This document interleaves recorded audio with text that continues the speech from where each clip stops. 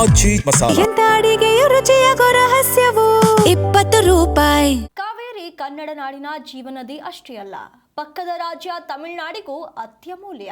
ಇದೇ ವಿಚಾರಕ್ಕೆ ಕರ್ನಾಟಕ ಹಾಗೂ ತಮಿಳುನಾಡಿನ ಮಧ್ಯೆ ಹೋರಾಟ ನಡೆಯುತ್ತಲೇ ಇದೆ. ತಮಿಳುನಾಡು ಸರ್ಕಾರ ಕಾವೇರಿಗಾಗಿ ಸುಪ್ರೀಂ ಮೆಟ್ಟಿಲೇರಿದ್ದು ಕನ್ನಡಿಗರನ್ನ ಮತ್ತೆ ಕೆರಳುವಂತೆ ಮಾಡಿದೆ. ಈ ಕುರಿತ ಕಂಪ್ಲೀಟ್ ಡೀಟೇಲ್ಸ್ ಇಲ್ಲಿದೆ ನೋಡಿ. ತಮಿಳುನಾಡು ಕರ್ನಾಟಕ ಮಧ್ಯೆ ಜಲವಿವಾದ. ಕಾವೇರಿಗಾಗಿ ಸುಪ್ರೀಂ ಮೆಟ್ಟಿಲೇರಿದ ತಮಿಳುನಾಡು. ಕಾವೇರಿ ನೀರು ವಿಚಾರವಾಗಿ ಕರ್ನಾಟಕ ಹಾಗೂ ತಮಿಳುನಾಡಿನ ಮಧ್ಯೆ ಹೋರಾಟಗಳು ನಡೆಯುತ್ತಲೇ ಇದೆ. ಬರದ ಮಧ್ಯೆ ತಮಿಳುನಾಡಿಗೆ ನೀರು ಹರಿಸಬೇಕು ಅಂತ ಕಾವೇರಿ ನೀರು ನಿರ್ವಹಣಾ ಪ್ರಾಧಿಕಾರ ಆದೇಶ ಮಾಡಿತ್ತು. ಇದರಿಂದ ಕನ್ನಡಿಗರು ಸಿಡಿದೆದ್ದು ಉಗ್ರ ಹೋರಾಟ ಮಾಡಿದ್ರು.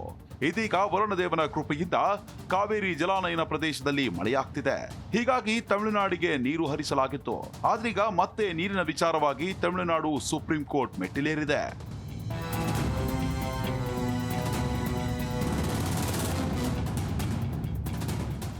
ಕಾವೇರಿ ನೀರು ನಿರ್ವಹಣಾ ಪ್ರಾಧಿಕಾರ ಮತ್ತು ಕಾವೇರಿ ನೀರು ನಿಯಂತ್ರಣಾ ಸಮಿತಿ ಆದೇಶಗಳನ್ನ ಪಾಲಿಸಲು ಕರ್ನಾಟಕ ಸರ್ಕಾರ ವಿಫಲವಾಗಿದೆ ಅಂತ ತಮಿಳುನಾಡು ಸುಪ್ರೀಂ ಕೋರ್ಟ್ ಮೆಟ್ಟಿಲೇರಿದೆ. ಅಲ್ಲದೆ ಕರ್ನಾಟಕ 15 ದಿನಗಳ ಕಾಲ ನಿತ್ಯ 3500 ಕ್ಯೂಸೆಕ್ ಹರಿಸುವಂತೆ ಅರ್ಜಿ ಹಾಕಿದೆ. ಈ ಅರ್ಜಿಗೆ ಕರ್ನಾಟಕದ ವಕೀಲರ ತಂಡ ಪ್ರತ್ಯುತ್ತರ ನೀಡಿದೆ. ಎಲ್ಲಿನೋ ಪರಿಣಾಮದಿಂದಾಗಿ ಈ ವರ್ಷ ಸಂಕಷ್ಟ ಅಂತ ಅರ್ಜಿಯಲ್ಲಿ ಉಲ್ಲೇಖಿಸಲಾಗಿದೆ. ರಾಜ್ಯದಲ್ಲಿ 4 ಪ್ರಮುಖ ಡ್ಯಾಂಗಳ ಒಳಹರಿವಿನ ಪರ್ಸೆಂಟೇಜ್ನಲ್ಲಿ 65.76ರಷ್ಟು ಕೊರತೆ ಇದೆ. ಸಿಡಬ್ಲ್ಯೂಎಂಎ ಶಿಫಾರಸಿನ ಹೆಚ್ಚಿನ ನೀರನ್ನ ಬಿಡುಗಡೆ ಮಾಡಲಾಗಿದೆ.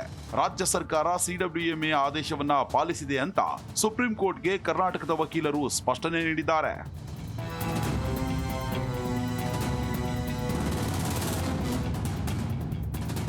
ಇತ್ತ ಗುರುವಾರ ನಡೆಯಬೇಕಿದ್ದ ಕಾವೇರಿ ವಿವಾದ ಅರ್ಜಿ ವಿಚಾರಣೆಯನ್ನ ಆಗಸ್ಟ್ 17ಕ್ಕೆ ಮುಂದೂಡಲಾಗಿದೆ.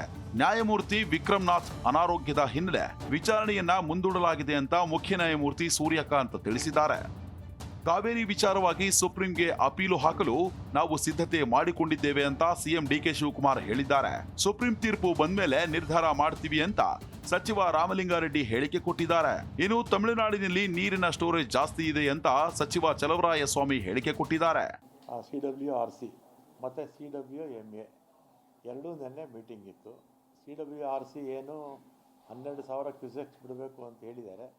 ಅದನ್ನೇ ಸಂಜೆ CWMAನಲ್ಲಿ ಅಪೀಲ್ ಮಾಡಿದ್ದಾರೆ. ನಾಳೆ ಏನಾಗುತ್ತೋ ಸುಪ್ರೀಂ ಕೋರ್ಟಲ್ಲಿ ನೋಡಿಕೊಂಡು ಮುಂದೆ ಏನು ಮಾಡಬೇಕು ಅಂತ ತೀರ್ಮಾನ ಮಾಡೋದು ಅಂತ ನಾನು ಮುಖ್ಯಮಂತ್ರಿಗಳು ಅಂತ ನಮ್ಮ ಅಡ್ವೊಕೇಟ್ಸು ಮತ್ತು ನಮ್ಮ ಎಕ್ಸ್ಪರ್ಟ್ಸು ಮಾತಾಡ್ಕೊಂಡಿದ್ವಿ. ಕುಡಿಯೋ ನೀರಿಗೆ ನಾವು ಮೊದಲು ಪ್ರಿಯಾರಿಟಿ ಕೊಡೋದಾದರೆ ಈಗಿರ್ತಕ್ಕಂಥ ಸ್ಟೋರೇಜು ತಮಿಳ್ನಾಡು ಜಾಸ್ತಿ ಕಂಪೇರ್ ಟು 40-50% ಸ್ಟೋರೇಜು ಅಲ್ಲಿ ತೋರಿಸ್ತಾ ಇದೆ, ಇಲ್ಲಿ 20-30% ತೋರಿಸ್ತಾ ಇದೆ. ಸೊ ಇಷ್ಟಿದ್ದಾಗ ಬಹುಶಃ CWRC CWMA ಹಾಕಿ ಮೊದಲು ಕುಡಿಯೋ ನೀರಿಗೆ ಅದು ಸಫಿಷಿಯೆಂಟ್ ಇದ್ದಾಗ ಈ ಕುಡಿಯೋ ನೀರಿಗೆ ಸಫಿಷಿಯೆಂಟ್ ಆಗಿ ಕೊಟ್ಟು ನಂತರ ಹೋಗ್ಬೇಕು. ನೀರಿನ ಕೊರತೆ ಎದುರಾದಾಗ ಏನು ಮಾಡಬೇಕು ಎಂಬುದಕ್ಕೆ ಯಾವುದೇ ಪರಿಹಾರ ಕಂಡುಕೊಂಡಿಲ್ಲ. ಆಗಲೇ ಡಿಸ್ಟ್ರೆಸ್ ಫಾರ್ಮುಲಾ ಕುರಿತು ವಕೀಲರ ಜೊತೆ ಚರ್ಚೆ ಮಾಡಬೇಕಿತ್ತು ಅಂತ ಕೇಂದ್ರ ಸಚಿವ ಎಚ್ ಡಿ ಕುಮಾರಸ್ವಾಮಿ ವಾಗ್ದಾಳಿ ನಡೆಸಿದ್ದಾರೆ. ನಾನು ಈ ರಾಜ್ಯದ ಮುಖ್ಯಮಂತ್ರಿಗಳಿಗೆ ಹೇಳ್ತಕ್ಕಂಥದ್ದು, ನೀವು ಮುಖ್ಯಮಂತ್ರಿ ಆಗೋದಕ್ಕಿಂತ ಮುಂಚೆ ಕಳೆದ 3 ವರ್ಷ ನೀವೇ ನೀರಾವರಿ ಮಂತ್ರಿಗಳು. ಈ 3 ವರ್ಷದಲ್ಲಿ ನಾನು ಕೇಳ್ತಕ್ಕಂಥದ್ದು, ಡಿಸ್ಟ್ರೆಸ್ ಫಾರ್ಮುಲಾನ ಯಾವ ರೀತಿ ನೀವು ಮಳೆ ಕೊರತೆ ಇದ್ದಾಗ ಜಾರಿಗೆ ತರಬೇಕು ಅಂತಕ್ಕಂಥದ್ದಕ್ಕೆ ನಾವು ನಮ್ಮ ವಕೀಲರುಗಳ ಮುಖಾಂತರ ಒತ್ತಾಯ ಹಾಕಬೇಕಾಗಿತ್ತು.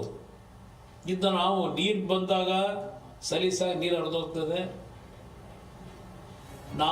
ಒಟ್ಟಾರೆ ಕಾವೇರಿ ವಿಚಾರವಾಗಿ 2 ರಾಜ್ಯಗಳ ಮಧ್ಯೆ ಕಾನೂನು ಹೋರಾಟ ನಡೆಯುತ್ತಿದೆ.